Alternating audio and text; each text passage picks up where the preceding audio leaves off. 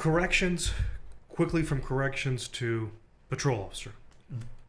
Relatively quickly from patrol officer to investigations and special tactical unit. Right. Relatively quickly from that to administrative leadership. Relatively quickly from that to assistant chief. Right. Quickly from that to chief.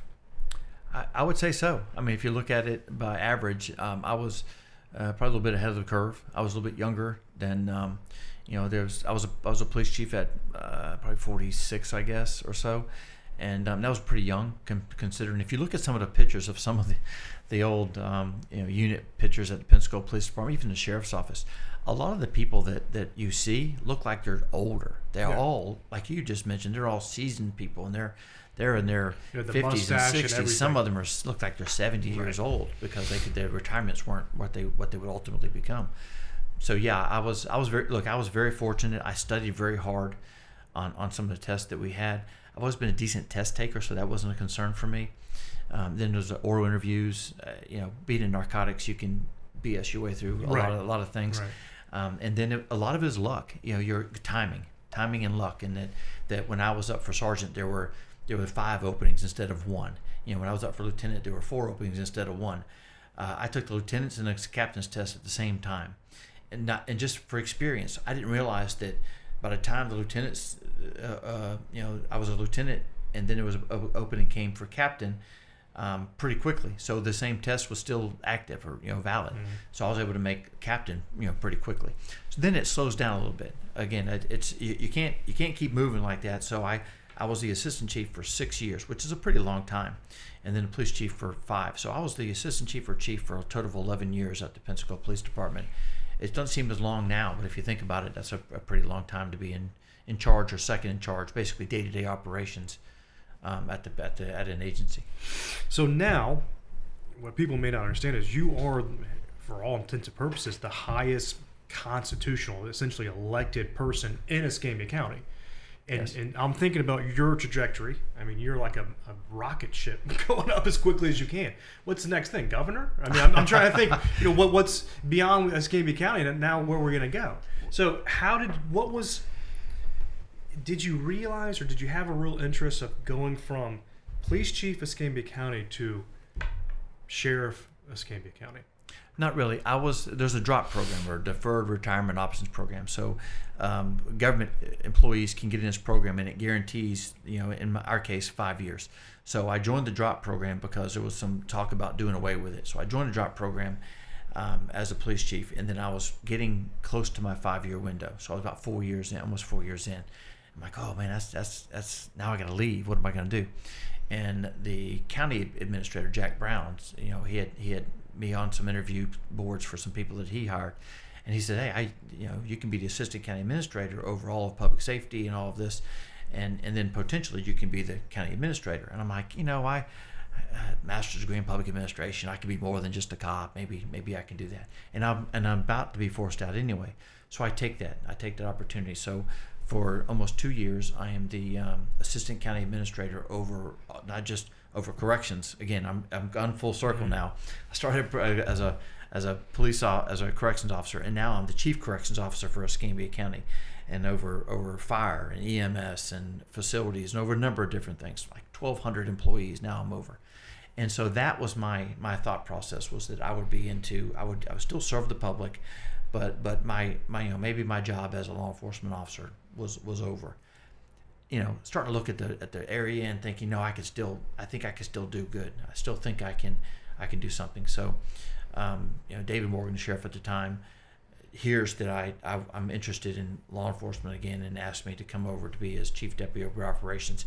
And he was frank about it. He says, I like a lot of things that y'all did at the Pensacola Police Department. I like a lot of the programs you had, some of the just the mentality and the thought process that we had.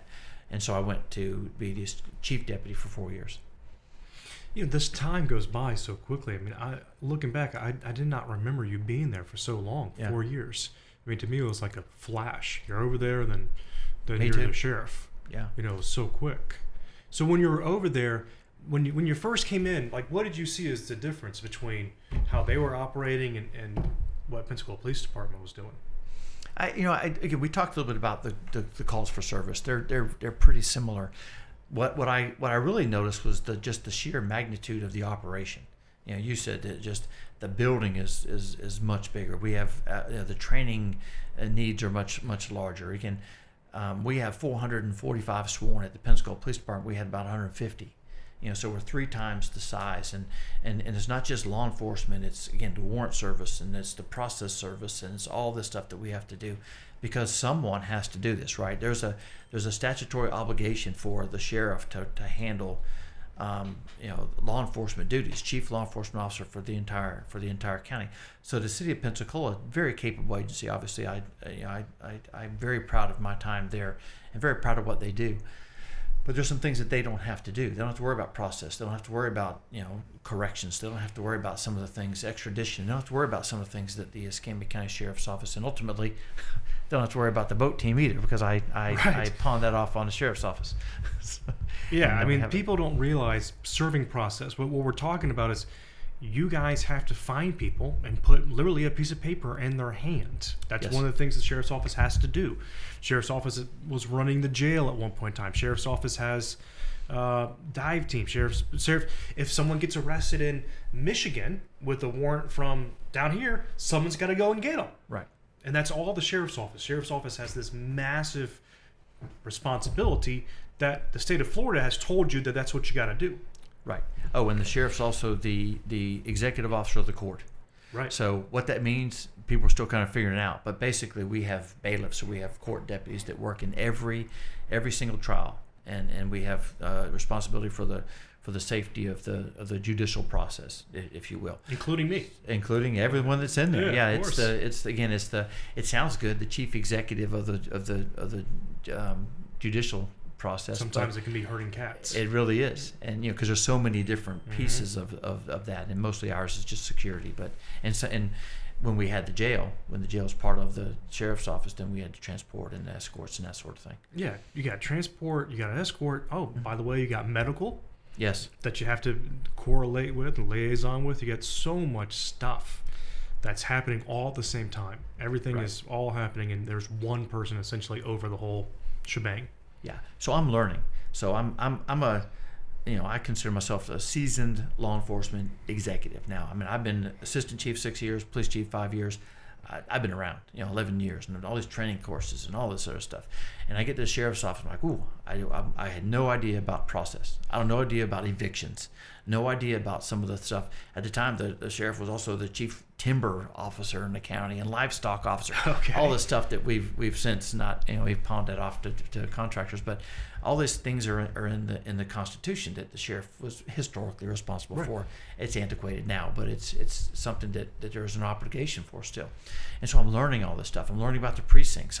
We have a precinct in Century. We have a precinct in Warrington, a precinct in Pensacola Beach, a precinct in Inslee, in the main office, and we're just learning all that. Just the sheer magnitude of where we would buy 20 cars a year, we're buying 80 cars a year, because just to keep our fleet moving and servicing that fleet and everything else. Right. We have our own garage, which is unique to the Pensacola Police Department. I will tell you this: everything that I do as the sheriff is for the safety of the citizens of Pensacola, and my sole focus is on the citizens of Escambia County in Pensacola. So the garage, the boat, the dive team, the narcotics team, the SWAT team, all of that stuff is geared towards one thing, and that's public safety. At the Pensacola Police Department, that's a department of the city. The city manager, the mayor, is responsible for a number of things. They have a fire department too, and they have an airport, and they have a port, and they have a lot of other things. And I'm not saying that they forsake the Pensacola Police Department, because they do not. They clearly do not. But I can tell you that there's other things that the mayor has to deal with. There's other things that the city manager or city administrator has to deal with. My sole focus is always on just the public safety portion of the sheriff's office.